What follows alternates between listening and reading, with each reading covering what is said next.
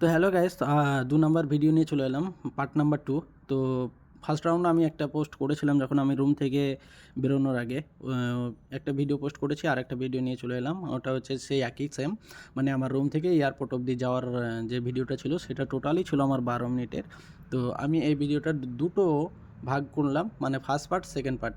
তো আমি ফার্স্ট পার্টটা পোস্ট করেছি, সেকেন্ড পার্টটা নিয়ে চলে এলাম। তো যাচ্ছি রোডে, আর এয়ারপোর্টের অবধি, এটা আশা করি এয়ারপোর্ট অবধি আমি তোমাদেরকে দেখাবার চেষ্টা করব পুরো ভিডিওটা। আর এয়ারপোর্টের ভিতরে ঢুকে যেটা যখন আমার এমিগ্রেশন হবে, সো এমিগ্রেশন হওয়ার টাইমে এবং ফিঙ্গার দেওয়ার টাইমে, লাগেজে আমার এন্ট্রি হবে, বোর্ডিং পাস করার টাইমে, এসব ভিডিওগুলো অবশ্যই দেখাবো। প্লেনে চেপে তারপরে এয়ার হোস্টেলদের সঙ্গে আমি বসবো, কথা বলবো, সেসব ভিডিওগুলো পার্ট নাম্বার 3-তে আসবে। বাট এগুলো আমি যাচ্ছি যে এয়ারপোর্টে টোটালি 10 মিনিটের ভিডিও, আর তোমাদেরকে এটা আমি টোটালি দেখাচ্ছি। আর সাইড সিন আমি মানে দেখাচ্ছি যে স্পটগুলো দেখো কত সুন্দর লাগছে। রাত্রি 12টা বাজছে, তো বাট আমি কত সুন্দর একটা স্পট দেখাচ্ছিলাম আর কত সুন্দর সুন্দর জায়গা দেখাচ্ছি তোমাদেরকে। তো দেখছো কেমন লাগছে কমেন্ট করে অবশ্যই বলো। আর যেতে যেতে আমি চাই যে সবাই আমার জন্য দোয়া এবং সালাম, এবং সবাইকে আমার তরফ থেকে অনেক অনেক দোয়া ও ভালোবাসা রইলো। আর তোমাদের সঙ্গে অবশ্যই এসে একদিন না একদিন তো মিট হবেই তোমাদের সঙ্গে, সবারই সঙ্গে একটা জমিয়ে একটা পিকনিক করব।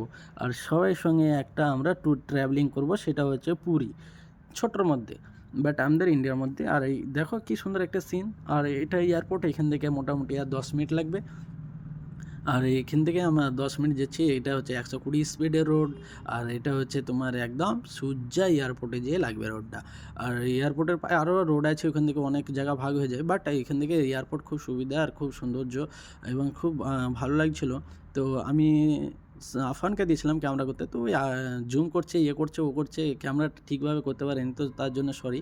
বাট যেটুকুনি দেখাতে পারছি, তো আশা করি ভালোই লাগছে। বাট আরও সুন্দর হতো যদি আমি নিজে ক্যামেরাটা করতাম, তো বাট আরও ভালো লাগতো। বাট আমি নিজে পিছনে বসেছিলাম, তাই আমি করতে পারিনি।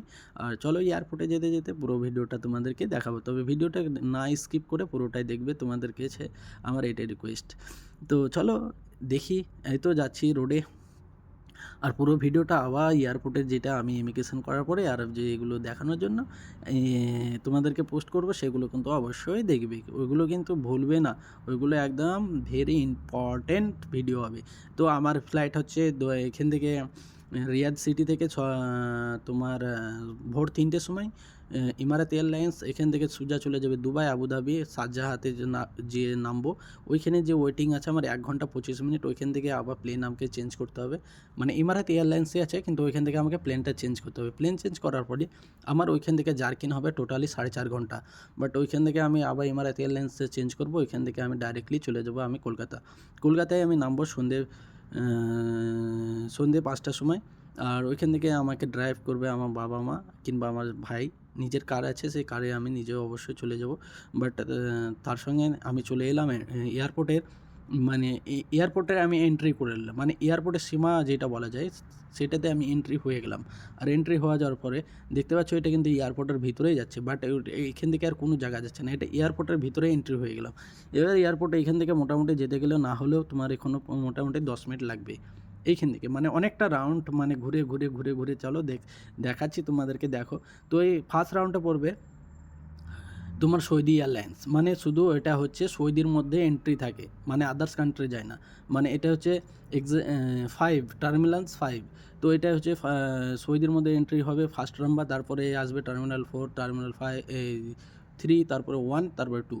ঠিক আছে, তো আমার হচ্ছে 3 থেকে, কারণ যেগুলো বিদেশ কান্ট্রির মানে থাকে, ফ্লাইট থাকে, যেগুলো হাইফাই ফ্লাইট, সেগুলো হচ্ছে 4 আর 3-তে থাকে। আর 2 আর 1 যেগুলো, সেগুলো আমাদের ইন্ডিয়ান এয়ারলাইন্স, বাংলাদেশ এয়ারলাইন্স, মানে যে কান্ট্রির হোক সেই কান্ট্রির এয়ারলাইন্স 2 আর 1-এ থাকে। আর অন্য কান্ট্রির মানে নিতে গেলে, আরবিক কান্ট্রির যদি ফ্লাইট মানে নিতে যায়, প্লেন নিতে যায়, তো ওটা হচ্ছে তোমার টার্মিনাল 1, টার্মিনাল 4, টার্মিনাল 3 থেকে পাওয়া যায়। গুড বাই, টাটা, চলো ভিডিওটা পুরো দেখো।